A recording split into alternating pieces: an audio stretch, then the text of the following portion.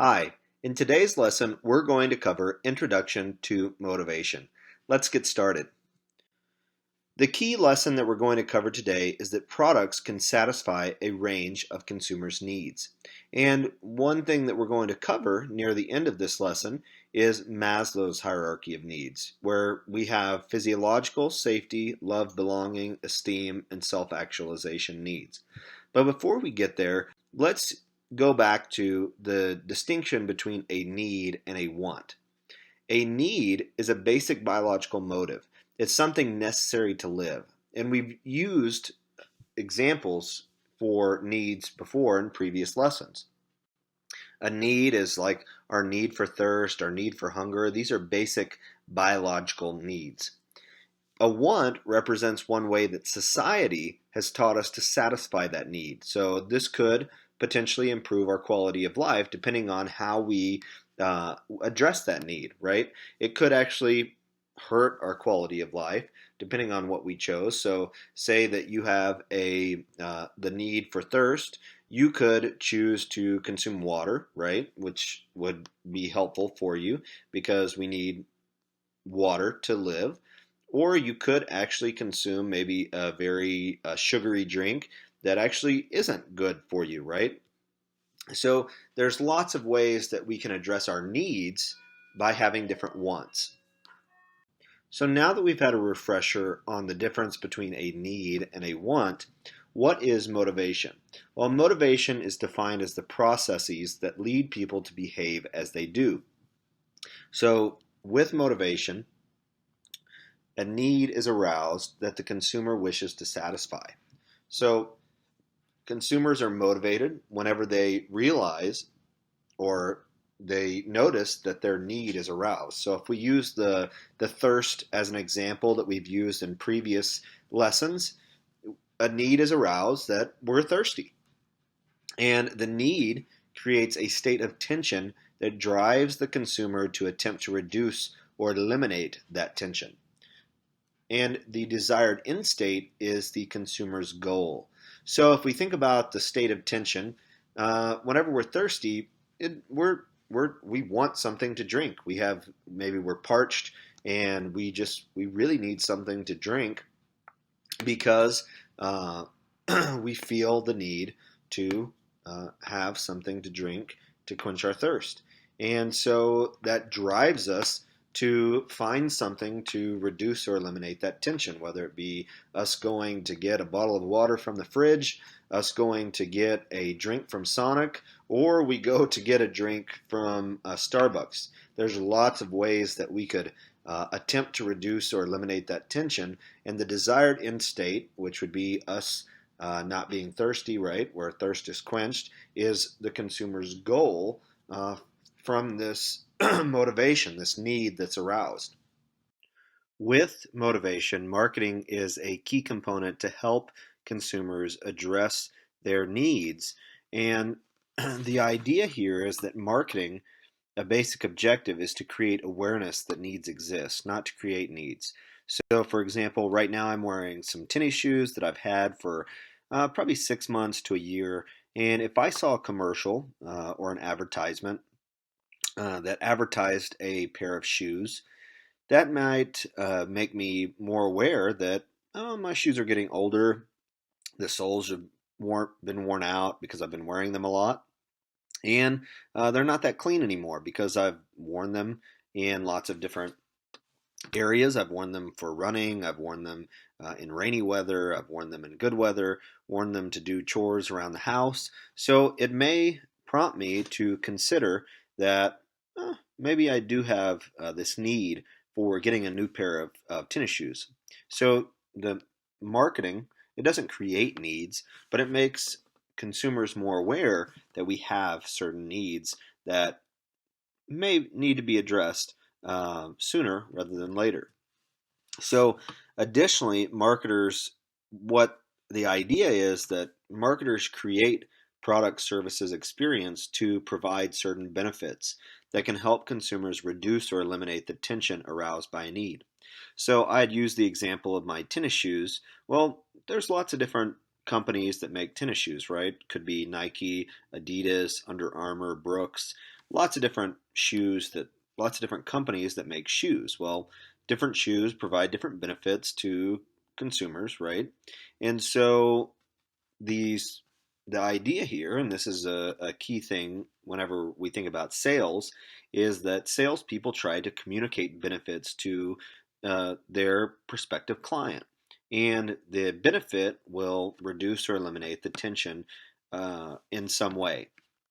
And like for me, the tension may be that, oh, my shoes are getting worn out, they're not as nice as they once were. So these different companies could, in their marketing, they could try to communicate those benefits to me in some way.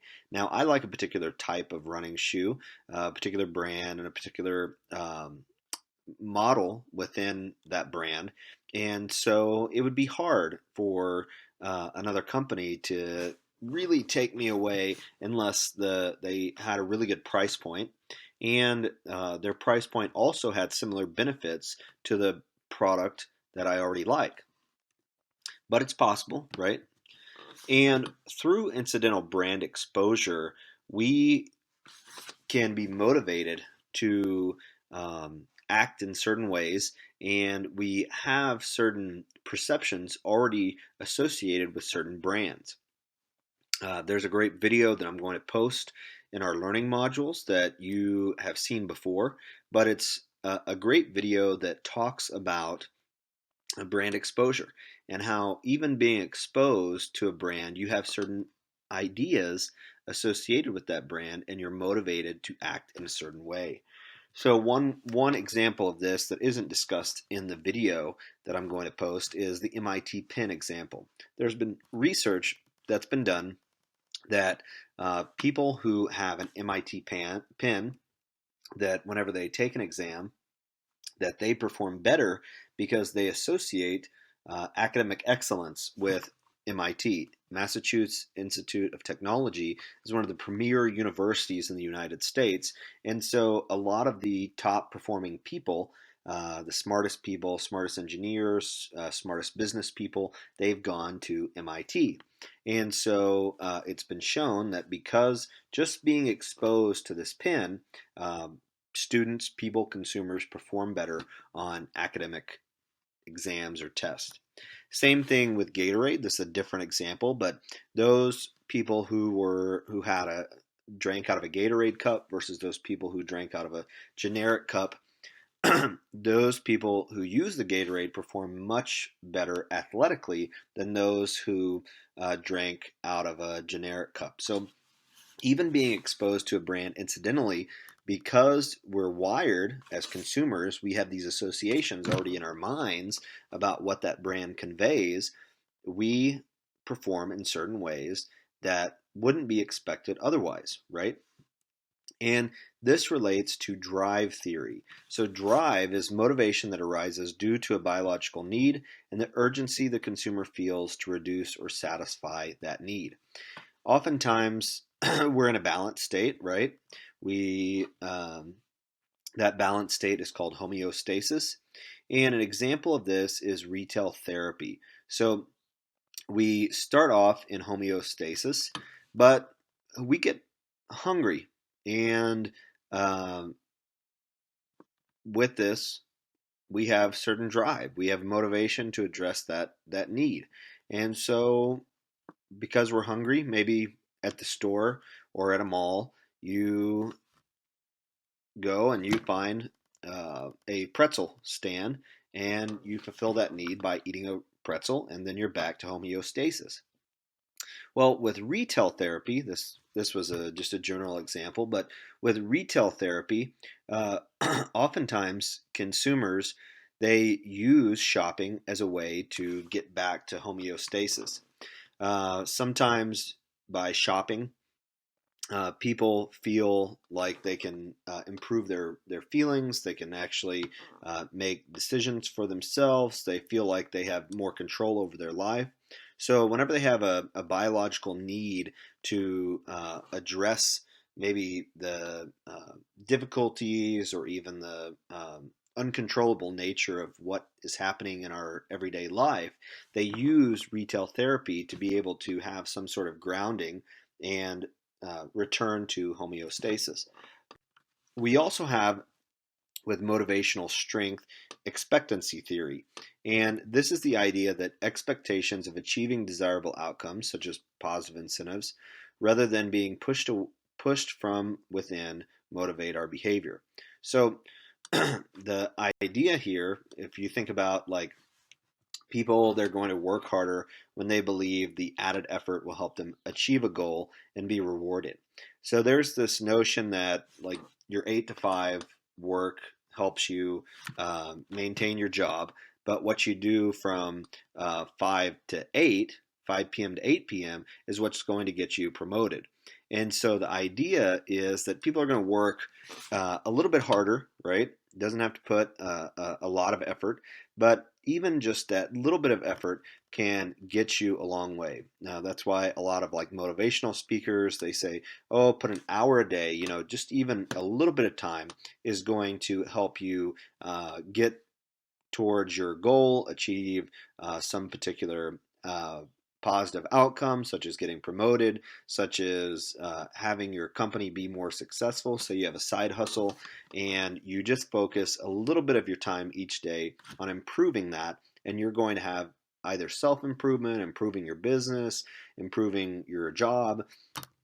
There's lots of ways that you could see this about, but expectancy theory is that your drive comes from the positive incentives that are potential from you performing in a certain way. We sometimes have motivational conflicts, and these can impact our purchase decisions. So one of these conflicts is approach. This is where, as an example here, is say we're hungry, and we used the pretzel example last time, that you see a pretzel cart and you are able to get back to homeostasis through eating the pretzel. Well, oftentimes we like different things, right? As consumers, we have different likes and dislikes, but maybe you really like both hamburgers and tacos, and say you're at the mall and there's a Burger King and then there's also a Taco Bell. Well, maybe you like both, and you're trying to make a decision because you like both. Which one should I eat? They're both approachable. They're both ones that you like. So which one should you eat? It's a conflict. You also have approach avoidance.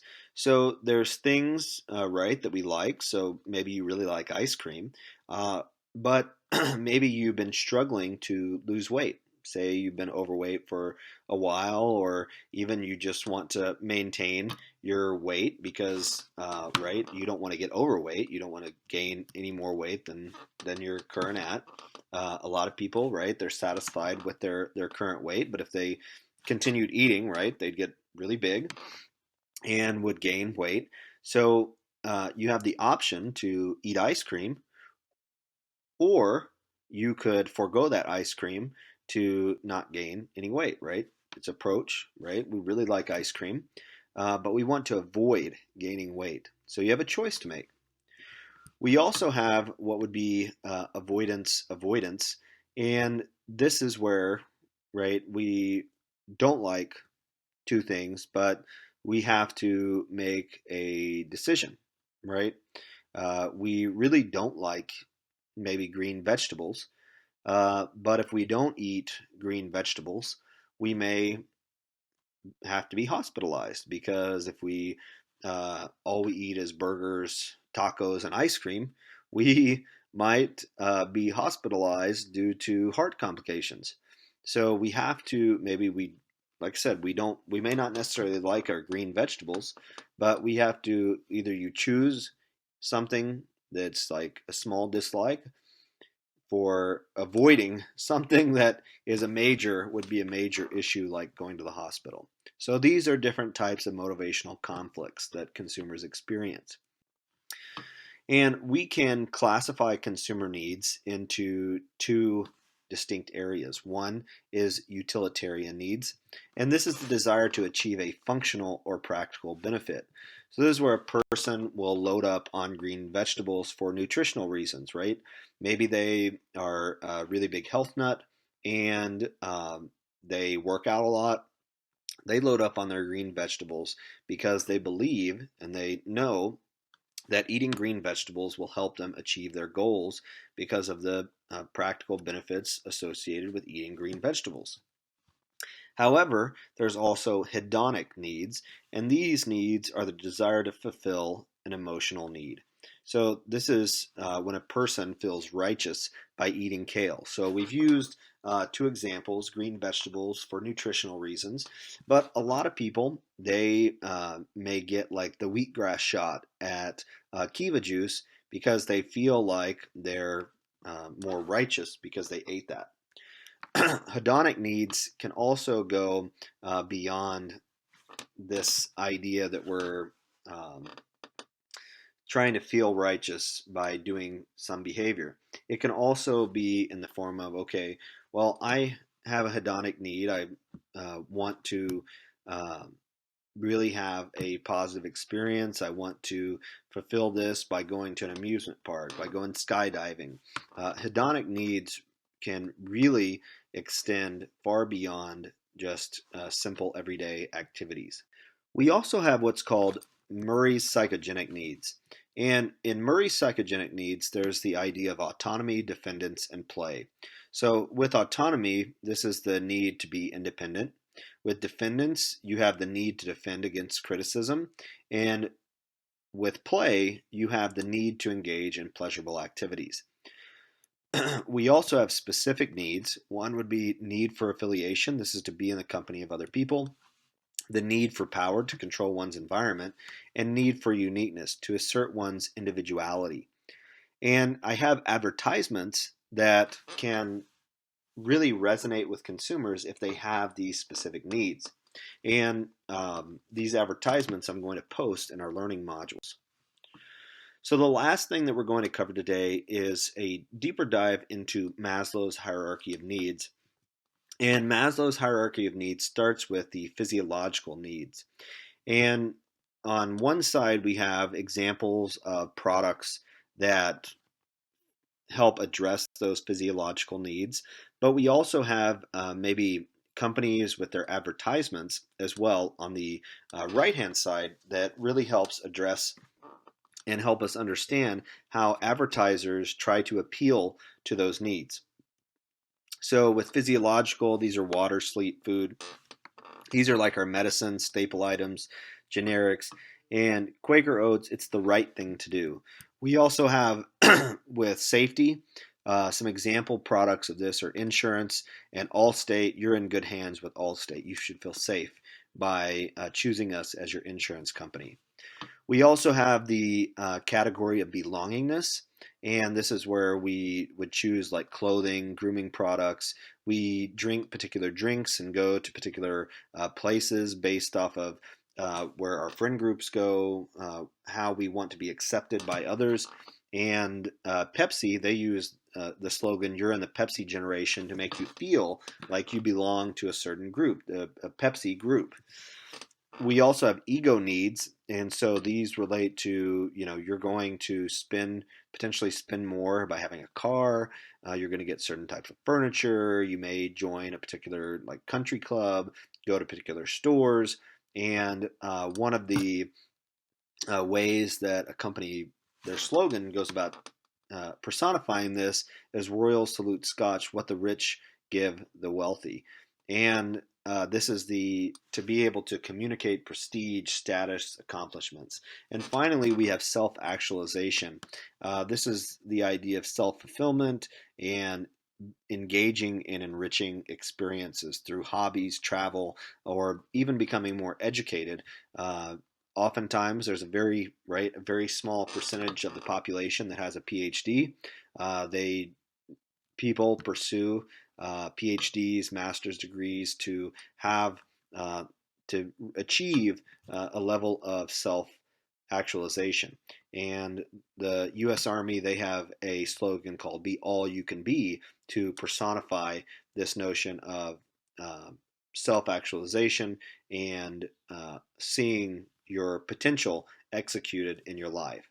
So this covers us on the introduction to motivation. If you have any questions on motivation or any consumer behavior topics, please feel free to email me at kmanus@nmsu.edu. Thank you.